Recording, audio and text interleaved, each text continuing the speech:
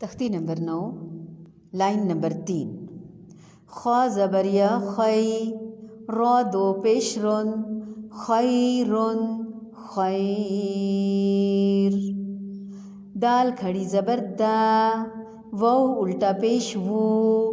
دا وو دال پیش دو داوود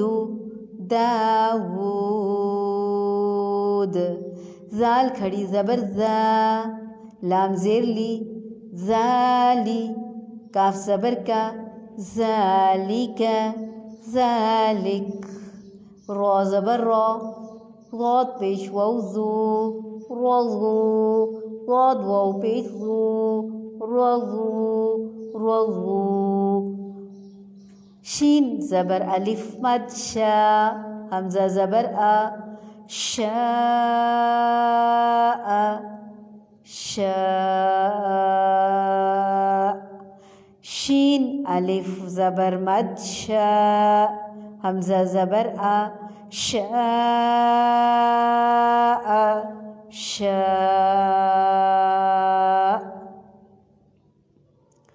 خیر خیر داوود داوود ذالک ذالک رضو رضو شاء شاء خی خا مستعلیہ میں سے پر حروف میں سے موٹا پڑھیں گے یا ساکن سے پہلے زبر ہے یا لین ہوگا را دو پیش کی وجہ سے پر ہوگا دو پیش ہو یا ایک پیش را پر ہوگا دو زبر ہوں یا ایک زبر پر ہوگا دو زیر ہوں یا ایک زیر باریک ہوگا را وقف کی صورت میں کیا ہوگا اب آپ کو یاد ہونا چاہیے چونکہ یا لین کے بعد آ رہا ہے جیسے خوفن میں واو لین کے بعد عارضی وقف عارضی سکون آ رہا تھا تو وہاں پر ہم نے مد عارض لین کیا فا منون ہے اور رواں کی صورت میں تنوین کے بعد حرف خا جو کہ حروف حلقی میں سے ہے اظہار حلقی ہو رہا تھا اور خیرن یہاں پر بھی مد عارض لین ہو رہا ہے مد عارض وقفی یا مد عارض لین کے بارے میں ہم مزید جان لیتے ہیں 3 حروف مدہ ہیں اور 2 حروف لین ہیں ان پانچوں کے بعد جب عارضی سکون آ جائے وقف کرنے کے لیے ہم لفظ کے آخری حرف کو ساکن کر دیں اور اس سے پیچھے حروف مدہ میں سے کوئی حرف ہو یا حروف لین میں سے کوئی حرف ہو تو مد عارض وقفی ہوتا ہے یعنی ہم نے عارضی طور پر وقف کیا سکون کیا تو مد عارض وقفی ہو گیا اسے حروف لین کو تو لمبا ہی نہیں کرتے حروف مدہ کو لمبا کرتے ہیں تو مد عارض میں زیادہ لمبا کر دیتے ہیں اب جو ان وہ مدہ تھا اس کے بعد عارضی سکون آ گیا تو وہ مد عارض وقفی ہو گیا اسی طرح خوفن اور خیرن حروف لین کے بعد عارضی وقف اور عارضی سکون آیا تو یہاں مد عارض لین ہو گیا امید ہے کہ آپ کو سمجھ آ گئی ہوگی آگے چلتے ہیں دال کھڑی زبر دا قائم مقام الف مدہ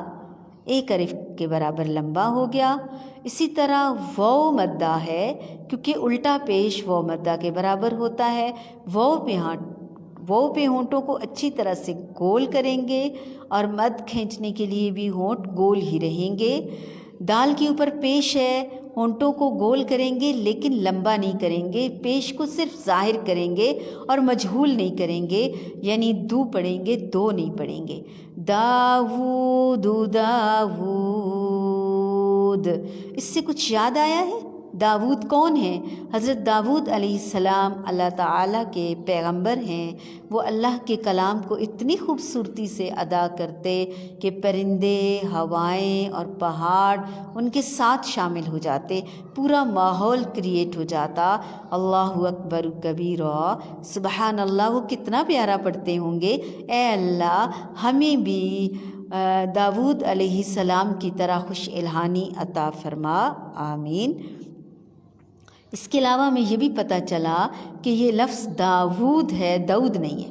ہمارے خاندان، رشتہ دار، برادری میں اگر کسی کا نام داود ہے تو ہم نے اچھے طریقے سے ادا کرنا ہے، دوسروں کو بھی بتانا ہے، داؤد نہیں کہنا، داود، اور داود علیہ السلام کی اچھی طرح سے اللہ کے کلام کو پڑھنے کی سٹوری بھی سنائیے گا۔ آگے دیکھتے ہیں، زال نرمی سے ادا ہوگا، کھڑی زبر ہے، ایک الف کے برابر لمبا، لام متحرک، زیر کو ظاہر کریں گے، کاف باریک حروف میں سے ہے اور متحرک کے ظاہر کریں گے، ذالک ذالک، را مشروط ہے اور زبر کی وجہ سے شرط پوری ہو رہی ہے پر کرنے کی، ضاد مستعلیہ میں سے ہے، پر ہوگا، ہونٹ گول ہوں گے، اور وہ باریک ہے، پر نہیں ہوگا، ضاد کا اثر اس پر نہیں ہوگا، رضو، اور وقف کی صورت میں بھی رضو، واو مدہ کو واو مدہ ہی پڑھیں گے، دونوں صورتوں میں ایک الف کے برابر لمبا کریں گے، شا الف مدہ کے بعد حمزہ ہے، مد متصل ہے، وقف کی صورت میں حمزہ ساکن ہو جائے گا، خوفن دا، خوفن، اب یہاں سے میں اس لیے شروع کر رہی ہوں کہ یہاں پر اظہار حلقی ہو رہا ہے، خوفن خیرٌ داود ذالک رضو شاء خیر داود ذالک رضو شاء۔ امید ہے سمجھ آ گئی ہوگی۔ خیر، اب رواں کی صورت میں جب پڑھیں گے تو تنوین کے بعد یا نون ساکن کے بعد اگلا حرف دال ہے، دیکھیے کہ یہ حروف حلقی میں سے ہے تو اظہار حلقی نہیں ہوگا، یہ یرملون میں سے ہے نہیں تو ادغام ود غنہ یا وداؤٹ غنہ بھی نہیں ہوگا، حرف با ہے نہیں، اگر ہوتا تو اقلاب ہوتا، ان سب کے علاوہ اگر کوئی حرف ہے تو یہاں اخفاء حقیقی ہوگا۔ خیر داود ذالک رضو شاء،